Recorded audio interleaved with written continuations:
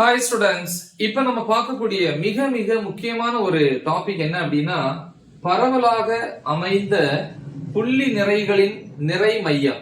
நிறை மையம் அப்படின்னா இங்கிலீஷ்ல வந்து சென்டர் ஆஃப் மாஸ், அதான் சிஎம் அப்படின்னு சொல்லி போட்டிருக்கேன். பரவலாக அமைந்த அப்படின்னு என்ன அர்த்தம்? பரவலாக என்ன, எல்லா இடத்திலையும். கரெக்டா? ஒரு பொருள் இருக்கு அப்படின்னா அந்த பொருள்ல ஏகப்பட்ட சின்ன சின்ன துகள்கள் இருக்கு. அந்த துகள்கள் எப்படி இருக்கும்? ஃபுல்லா ஸ்ப்ரெட்டா இருக்கும், பரவலா இருக்கும் இல்லையா? அப்படி பரவலாக அமைந்த புள்ளி நிறைகள். புள்ளி நிறைகள்னா ஒவ்வொரு துகளும் புள்ளி நிறைன்னு நம்ம எடுத்துப்போம் இல்லையா? சோ பரவலாக அமைந்த புள்ளி நிறைகளின் நிறை மையத்திற்கான சமன்பாடு தான் வந்து கேட்கிறாங்க. சரியா? பாப்போமா? எஸ். சோ அப்ப வந்து நிறை மையம் அந்த எக்ஸ்பிரஷன் நம்ம கொண்டு வர்றதுக்கு முன்னாடி ஃபர்ஸ்ட் வந்து சிம்பிளா ஒரு டயக்ராம் போட்டுப்போம். சோ இந்த மாதிரி ஒரு பொருள் பொருவா நாலு பக்கம் ஒரே மாதிரி இருந்ததுன்னா சதுரம் அப்படின்னு சொல்லுவோம் இல்லையா? இப்ப நான் வந்து கியூப் மாதிரி ஒன்னு எடுத்துக்க போறேன், கனசதுரம் அப்படின்னு சொல்லலாம் இல்லையா? எஸ். சோ இந்த மாதிரி ஒண்ணு.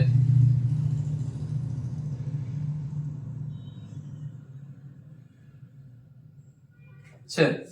சோ இது பொறுத்த வரைக்கும் பாத்தீங்கன்னா இந்த பொருள் ஒரு பாக்ஸ் மாதிரி இருக்கு இல்லையா? இது வந்து முப்பரிமாணத்துக்கு எடுத்துக்காட்டு. முப்பரிமாண பொருள் அப்படின்னா மூன்று அச்சுகளையுமே அது பயன்படுத்துச்சுன்னா இல்லையா? அதுக்கு நீளம் இப்ப பாத்தீங்கன்னா தெரியும், நீளம் சொல்லலாம். அல்லது இப்படி வச்சு பாத்தீங்கன்னா இந்த பொருளை பொறுத்த வரைக்கும் நீளம் இருக்கு, அதே மாதிரி அகலம் இருக்கு, உயரமும் இருக்கு. அப்ப மூன்று அச்சுகள் இருக்கு, 1 2 3. கரெக்டா? சோ அதனால இது வந்து முப்பரிமாண பொருள் அப்படின்னு சொல்லுவாங்க. சோ பாத்தீங்கன்னா இதான் வந்து மையம், ஆரிஜின் ஓன்னு சொல்லலாம். இது ஒரு அச்சு, இது இன்னொரு அச்சு, இது இன்னொரு அச்சு. கரெக்டா? வேண்டாம், இத எக்ஸ்ன்னு சொல்லலாம், இது ஒய்ன்னு சொல்லலாம், இது இசட்னு சொல்லலாம். இல்ல இது எக்ஸ், இது ஒய், இது இசட். ஏன்னா நம்ம இயற்பியலை பொறுத்த வரைக்கும் எதிர் திசையில தான் என்ன பண்ணுவோம், அச்சுகளை வந்து நம்ம பிரதியிடுவோம் இல்லையா? அதான் எக்ஸ் ஒய் இசட் இல்லையா? எதிர்ச்சுழின்னு சொல்லுவோம். வலஞ்சுழி இருக்கு இல்லையா? இது வந்து இடஞ்சுழின்னு சொல்லலாம். வலஞ்சுழி நம்ம இயற்பியலை பொறுத்த வரைக்கும் இடஞ்சுழி. சரிப்பா, இதுல எங்கெங்க சார் வந்து புள்ளி நிறை இருக்குன்னு கேட்பீங்க. ஒரு பொருள் தான் நம்ம இங்க எடுத்துக்க போறோம். ஆனா அந்த பொருளுக்குள்ள இருக்கக்கூடிய ஒவ்வொரு துகளும் ரொம்ப ரொம்ப சின்னதா இருக்கும். ஒவ்வொரு துகளும் புள்ளி நிறைக்கு சமம். கரெக்டா? இப்ப எடுத்துக்காட்டுக்கு இது ஒரு துகள். இது கண்டிப்பா நிறை ரொம்ப கம்மியான நிறை. சோ அந்த நிறைய நான் வந்து M1 நான் எடுத்துக்கலாம். இது வந்து M1. சோ இது O என்கிற புள்ளியில இருந்து, அதாவது மூன்று அச்சுகளினுடைய மைய புள்ளி தொடக்க புள்ளியில இருந்து எவ்வளவு தொலைவில் இருக்கு அப்படின்னு பாத்தீங்கன்னா R1 தொலைவு. ஏன் சார் எக்ஸ் ஒய் இசட்னு போடல அப்படின்னு கேட்டீங்கன்னா, ஒரு பாக்ஸை பொறுத்த வரைக்கும் இப்ப இந்த இடத்துல இருக்கிற துகளை பொறுத்த வரைக்கும் இந்த அச்சுல இவ்வளவு தூரம் இருக்கு, இந்த அச்சுல இவ்வளவு தூரம் இருக்கு. கரெக்டா? மூன்று அச்சுலையும் 3 தூரங்கள்ல இருக்கு. கரெக்டா? இப்ப எப்படி சொல்லலாம் பாத்தீங்கன்னா, இந்த இடத்துல ஒரு பொருளை நான் எடுத்துக்கிட்டேன், ஒரு புள்ளி எடுத்துக்கிட்டேன்னா இந்த அச்சுல இவ்வளவு தூரம் இருக்கு, அதே மாதிரி இந்த புள்ளி இவ்வளவு உயரத்துல இருக்கு அப்படி சொல்லலாம் இல்லையா?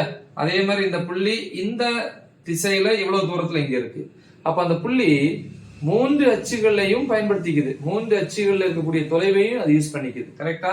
அதனாலதான் வந்து சிம்பிளா வந்து R1 போட்டேன். ஏன்னா பொதுவா நிலை வெக்டார் R வெக்டார் அப்படிங்கிறது 3 அச்சையும் குறிக்கும். xik plus yjk plus zkk 3 சேர்த்து, அதனாலதான் R1 போட்டிருக்கோம்.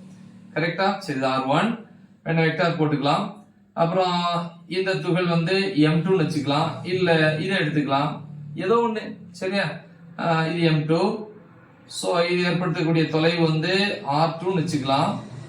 அதே மாதிரி இங்க இது வந்து M3 அப்படின்னு இந்த தொலைவு R3 வச்சுக்கலாம். இது போயிட்டே இருக்கும். கரெக்டா? ஆனா என்னவாக இருந்தாலும் சரி, எத்தனை புள்ளி நிறைகள் இருந்தாலும் கண்டிப்பா அனைத்து புள்ளி நிறைகளினுடைய நிறை மையம் எங்க இருக்கும்? ஒரு பொதுவான புள்ளியில குவிஞ்சிருக்கும். அப்படி மொத்த நிறையும் ஒரு பொதுவான புள்ளியில குவிஞ்சிருந்துச்சு அப்படின்னா கண்டிப்பா அந்த புள்ளிக்கு பேரு தான் நிறை மையம். இப்ப பாத்தீங்கன்னா இது வந்து சீரான பொருள், எல்லா பக்கம் ஒரே மாதிரி அளவுல இருக்கிறதுனால அதனுடைய நிறை மையம் மையத்துல இருக்கு. அதே மாதிரி இதுவும் வந்து பாத்தீங்கன்னா எல்லா பக்கம் ஒரே அளவுல இருக்கும், அதனால நிறை மையம் கரெக்டா நடுவுல இருக்கும், இந்த இடம். ஓகேவா? சோ இததான் நம்ம புக்ல வந்து இந்த பாக்ஸ் மாதிரி காமிக்காம சிம்பிளா அந்த புள்ளி நிறைகளை மட்டும் காமிச்சிருப்பாங்க. கரெக்டா? சோ அப்ப நான் வரைஞ்சிக்கலாம் இந்த 3 அச்சையும். சோ இது ஒரு அச்சு 2, இது 3வது. இப்ப இத நான் எக்ஸ் எடுத்துக்கிட்டேன்னா இது ஒய், இது என்னது இசட். நம்ம விருப்பம் இல்ல, இது எக்ஸ், இது ஒய், இது இசட், எப்படி எடுத்துக்கலாம். சரி, அதே மாதிரி ஒரு துகளா எடுத்துப்போம் புள்ளி நிறை இல்லையா. சோ ஒன்னு வந்து M1, அது இருக்கக்கூடிய தொலைவு R1, திசை வெக்டார் போட்டீங்கன்னா கண்டிப்பா இங்கே வெக்டார் போட்டுக்கோங்க சரியா. அடுத்து வந்து இங்க ஒரு துகள் இருக்குன்னு வச்சுக்கோமே, அது வந்து M2ன்னு வச்சுக்கலாம். சோ அதே தொலைவு வேற தொலைவு மாறுது இல்லையா, சின்ன சேஞ்சஸ் இருக்கு. சோ அப்படி R2. இப்ப இங்க ஒண்ணு இருக்கு, இந்த பக்கத்துல ஒண்ணு இருக்கு, M3ன்னு வச்சுக்கலாம். சோ அப்ப அது இருக்கக்கூடிய தொலைவு R3 அப்படின்னு சொல்லுவோம். ஏன்னா ஆறுங்கிறது அது X, Y, Z 3 அச்சுல எந்த அச்சு வேணாலும் எடுத்துக்கலாம். ஓகேவா, குட். ஆனா எப்படி இருந்தாலும் அந்த பொருளினுடைய மொத்த நிறை ஒரு பொதுவான புள்ளியில குவிஞ்சிருக்கும். அதான் இந்த இடத்துல எடுத்துக்கிறேன். அந்த புள்ளிக்கு பேரு தான் நிறை மையம் அல்லது சென்டர் ஆஃப் மாஸ் சொல்லுவாங்க. சோ அப்ப அந்த தொலைவு இது வரைக்கும், இந்த தொலைவு வந்து என்னதுதான் ஆர் சிஎம். ஆர்னா தொலைவு, சிஎம்ங்கிறது நிறை மையம். கரெக்டா. அப்ப இந்த புள்ளி எடுத்துக்கிட்டா 3 அச்சுமே வரும் இல்லையா. இதெல்லாம் வரலாம் எக்ஸ் இல்லையா. அப்ப எக்ஸ் அச்சுல வந்து நிறை மையம் சிஎம், ஒய்யா இருக்கலாம், அதே மாதிரி இசட் சிஎம், இப்படி எடுத்துக்கலாம். சரி, இப்ப ஒவ்வொரு அச்சிலையும் வந்து நம்ம என்ன கண்டுபிடிக்க போறோம் அப்படின்னா நிறை மையம் எவ்வளவு தொலைவில் இருக்கு அப்படிங்கறத கண்டுபிடிக்க போறோம். ரைட். ஃபர்ஸ்ட் வந்து இத வந்து ஆரிஜின். அப்போ ஓ புள்ளியிலிருந்து எக்ஸ் அச்சில் இல்லையா, எக்ஸ் அச்சு அல்லது எக்ஸ் ஆய தொலைவில் நிறை மையம் என்ன ஃபார்முலா, எக்ஸ் சிஎம். இப்ப எடுத்துக்காட்டுக்கு வந்து நான் ஒரு பொருள் எடுத்துக்கிறேன். பொருள் வந்து வேற ஒண்ணும் இல்ல, புக்கு தான். இந்த புக்கை பொறுத்த வரைக்கும் பாத்தீங்கன்னா இதுல எத்தனை அச்சு இருக்கு பாருங்க. இப்படி ஒரு அச்சு போகுது, 1, இது மேல 1, 2, இது 1, 3. இந்த அச்சுலயும் பாத்தீங்கன்னா நிறைய துகள்கள் இருக்கும், எல்லாம் சேர்ந்துதான் இந்த லைனே வரும். அதே மாதிரி இந்த அச்சுலயும் இருக்கும், இந்த அச்சுலயும் இருக்கும். கரெக்டா. அப்ப நம்ம என்ன பண்றோம், ஒவ்வொரு அச்சுலயா நம்ம எடுத்துக்க போறோம். இப்ப நான் என்ன பண்றேன், இந்த அச்சுல நிறைய துகள் இருக்குன்னா எல்லா துகளையும் நம்ம எடுக்க முடியாது. ஃபர்ஸ்ட் எடுத்துக்காட்டுக்கு நான் 2 துகள் எடுத்துக்க போறேன். எடுத்துக்கலாமா, எக்ஸ் அச்சு மட்டும். அப்ப ஒய்யும் எக்ஸ் மட்டும் எடுத்து எக்ஸ் அச்சுல வந்து எவ்வளவு தொலைவுல வந்து நிறை மையம் இருக்கு அப்படிங்கறத பார்ப்போம். சோ இப்ப நான் இங்க டயக்ராம் வரைகிறேன். 2 அச்சு. சோ இது எக்ஸ்ன்னு வச்சுப்போம், இது ஒய். 2 துகள். ஒன்னு வந்து துகள் சில இடம் பெருசா இருக்கலாம் இல்லையா. நம்ம கெஸ் பண்ணும்போது கரெக்டா கெஸ் பண்ணணும். எல்லாமே ஒரே அளவு இருக்கணும்னு நம்ம சொல்ல முடியாது, அதனாலதான் இப்படி எடுத்துக்கிறோம். சோ அப்ப நிறை M1. இன்னொரு துகள் சின்னதா இருக்கு, ரொம்ப மைன்யூட்டா இருக்கு, அதனுடைய நிறை வந்து M2. 2 வேற வேற நிறை. அப்படின்னா ஒரு அப்படி இமேஜின் பண்ணிக்கோங்க, ஒரு பொருள்ல வந்து ஒரு பொருள்ங்கிறது 2 துகள் சேர்ந்ததுதான் ஒரு பொருள் அப்படின்னு வச்சுக்கோமே. அப்படி சேர்ந்துச்சுன்னா கண்டிப்பா அதனுடைய நிறை மையம் எங்க இருக்கும். இப்ப இதுல பாருங்களேன், இந்த பக்கமும் இந்த பக்கமும் நிறை ஒரே மாதிரி இருக்கிறதுனால நடுவுல வந்து பேலன்ஸ் ஆகுது.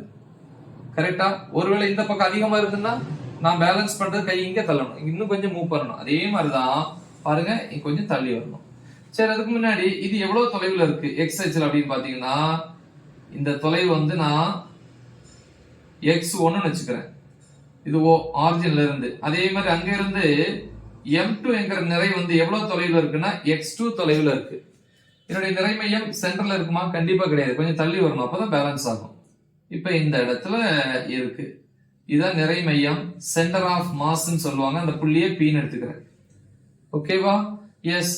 சோ அப்ப P புள்ளி, அதாவது நிறை மையம் வரைக்கும் உள்ள தொலைவு எக்ஸ் அச்சுல தான் XCM. அப்ப இதுல இருந்து P என்கிற புள்ளி வரைக்கும் உள்ள தொலைவு XCM, இதுதான் கண்டுபிடிக்கணும். இப்ப நான் என்ன பண்றேன், இந்த இடத்துல இந்த தொலைவை L1 வச்சுக்கிறேன், இந்த தொலைவு L2. அப்ப இந்த புள்ளியில இருந்து இந்த புள்ளி வரைக்கும் உள்ள தொலைவு L. Lங்கிறது L1 plus L2. சரியா.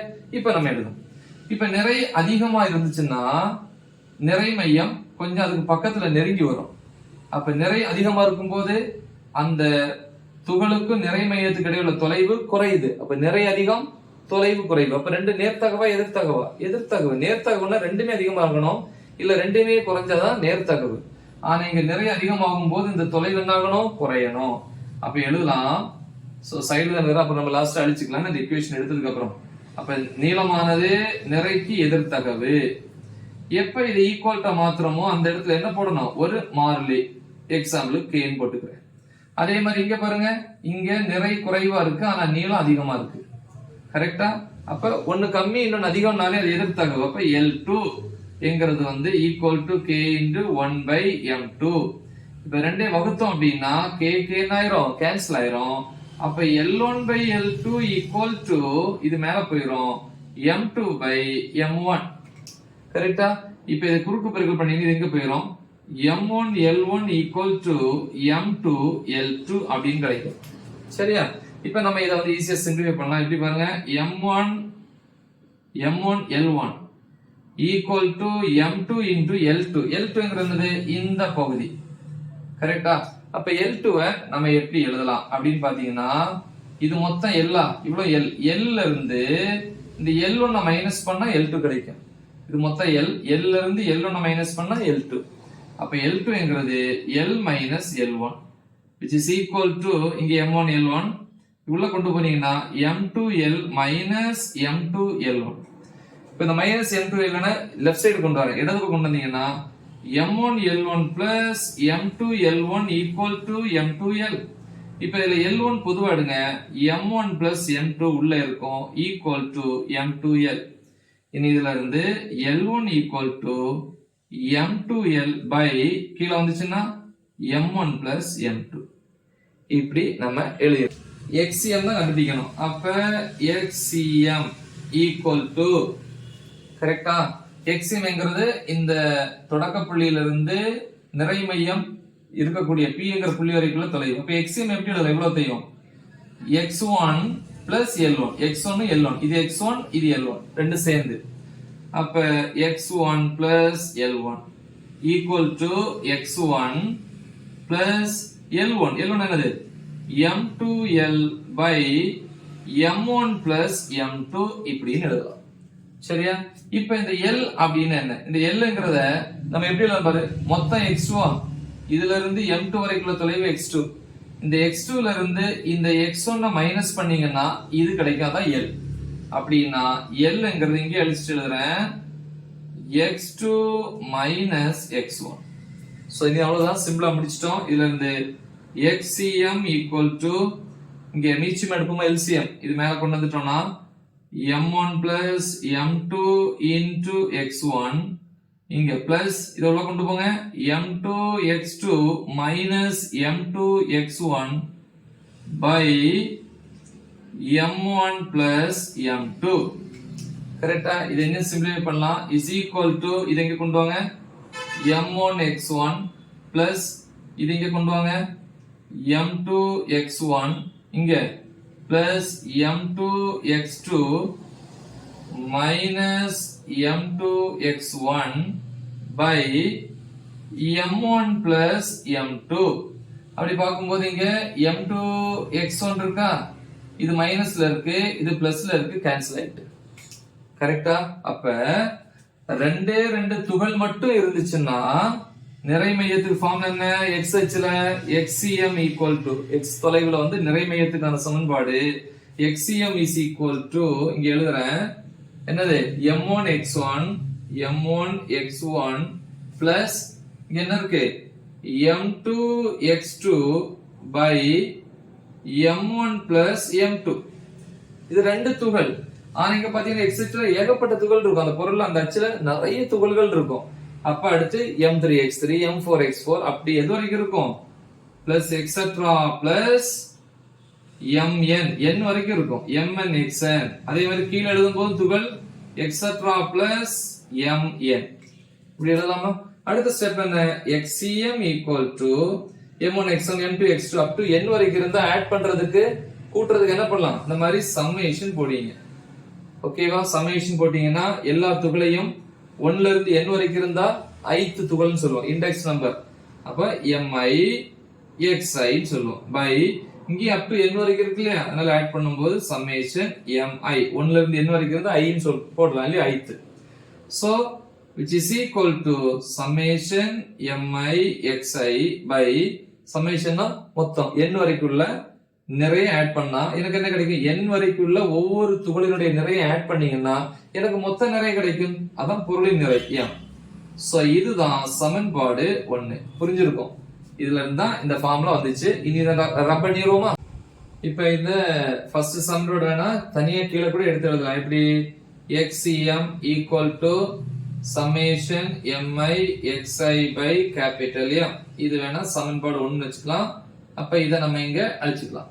சரியா? ஓகே. சோ அடுத்து YH ல வந்து எவ்வளவு தொலைவுல நிறை மையம் இருக்கு? ஏன்னா அந்த பொருளை பொறுத்த வரைக்கும் 3 Hமே இருக்குன்னு சொன்னேன் இல்லையா? எஸ்.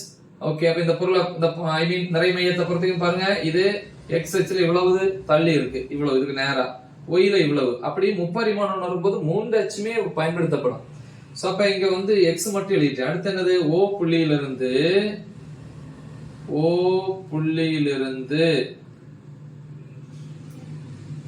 Y ஆயத்தொலைவு. கரெக்டா? Y ஆய தொலைவில் நிறை மையம். அப்ப y னா YCM. ஒரு தடவை நம்ம சால்வ் பண்ணிட்டு இதே மாதிரி தானே எல்லா சைடுமே வரும். அப்ப டைரக்டா எழுதிக்கலாம். என்னது இங்க? சமேஷன் mi, இங்க வந்து xi இருக்கா, அப்ப அங்க வந்து yi by m. இது சமன்பாடு 2. அடுத்து O புள்ளியிலிருந்து Z ஆய தொலைவில் நிறை மையம். So ZCM equal to summation mi Zi by m. இது சமன்பாடு 3. கரெக்டா? அடுத்து மொத்தம் ஒரு பொருளுக்கு இல்லையா? அப்ப முப்பரிமாண பொருளுக்கு இல்லையா? முப்பரிமாண பொருளுக்கு அப்படின்னா 3 அச்சுகளையுமே நான் பயன்படுத்த போறேன். முப்பரிமாண பொருளுக்கு எங்க இருந்து? ஓயிலிருந்து கரெக்டா நிறை மையம் இந்த புள்ளி இல்லையா? நிறை மைய தொலைவு அப்படின்னு வரும்போது 3 அச்சுமே வரும். வந்து அதுக்கு பேர் என்னது? X, Y, Z வந்து R போட்டுக்கலாமா? நிறை மையம் வரும்போது CM அப்படின்னு போட்டுக்கலாம். ஈக்குவல் டு இங்க என்னலாம்? XCM பிளஸ் YCM பிளஸ் என்னது? ZCM அப்படின்னு போட்டுக்கலாம். CM. அதே மாதிரி வெக்டார்ல எழுதும்போது இங்க வெக்டார் போட்டா இங்க என்ன வரும்? I cap, J cap, இங்க K cap. கரெக்டா? So is equal to XCM இந்த இருக்கு. Summation mi xi கரெக்டா? வெக்டார்ல எழுதும்போது by இங்க என்னது? M இருக்கு. கரெக்டா? அதே மாதிரி இங்க பிளஸ் YCM என்கிறது summation mi yi by m into j cap. கரெக்டா? அடுத்து plus ZCM summation mi zi by m into k cap. so இனி சிம்பிளா முடிச்சிடலாம். so next step RCM vector equal to இது எல்லாத்துல எது பொதுவா காமனா இருக்கு? summation mi by capital M பொதுவா இருக்கு. மீதி உள்ள என்ன இருக்கு? xi இங்க i cap போடணும் இல்லையா? i cap விட்டுட்டேன். இந்த i cap xi i cap yi j cap zi k cap. பொதுவா x i cap y j cap z k capனாலே நம்ம r ன்னு போடுவோம். ஆனா இங்க எல்லாத்துலயுமே x பக்கத்துல ஒரு i இருக்கு, தனியா எக்ஸ்ட்ரா ஒரு i இருக்கு, i. அதனால இங்க ri. அதே மாதிரி இங்க வெக்டார் வந்து போட்டுக்கணும். கரெக்டா? அப்ப இங்க எழுதலாம் RCM vector equal to summation mi ri vector divided by capital M. so இவ்வளவுதான் முக்கியமான ஒரு டாபிக். நல்லா தெளிவா பிராக்டிஸ் பண்ணுங்க. மறக்காம இதை உங்க ஃப்ரெண்ட்ஸுக்கு ஷேர் பண்ணுங்க. All the best. தேங்க்யூ.